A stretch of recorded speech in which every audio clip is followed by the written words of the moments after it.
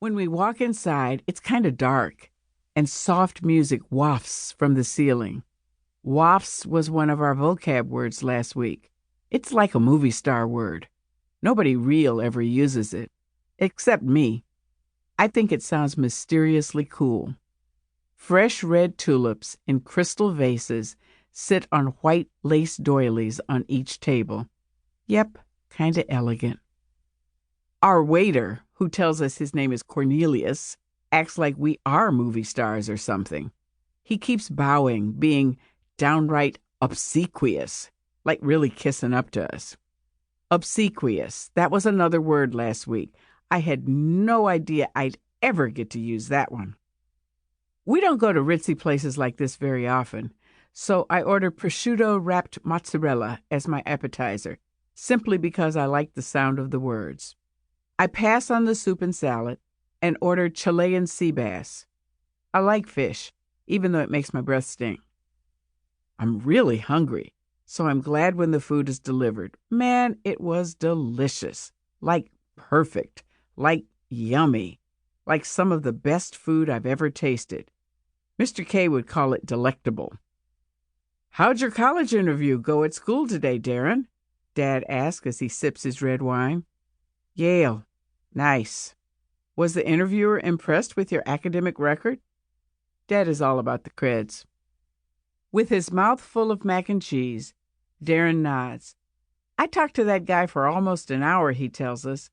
"By the end of the interview, he was sending me links for the best places to get food in town and how to get student prices for the movies." "Well, that sounds promising," Dad says, full of enthusiasm. Anastasia is positively beaming. "I'm so proud of you, Darren," she says. "Your father would be so happy." "Yeah, I know, Mom. I'm going to do this thing right. I'm actually thinking of going into medicine, be a doctor like Papa was." He cuts into his lamb chop. I don't know much about Darren's father, except he was a heart surgeon, and he was killed in a car accident when Darren was about my age. Anastasia now turns to me. "So, how is the recital piece coming? Feeling confident?" "Yep, music's almost memorized," I reply, probably louder than necessary. Fingers ready. It's the perfect time for Cornelius to bring the dessert menu. I notice they have cheesecake, but tonight I order something called warm double chocolate cake, which comes with cherries and ice cream. Darren orders the same. Dad and Anastasia both order raspberry tarts. Darren's and my treats are delivered first. "For you, miss," Cornelius says to me as he places the dish in front of me, "and for your brother." At that, Darren and I exchange looks and then burst out laughing. Seconds later, we dive in. Best chocolate ever.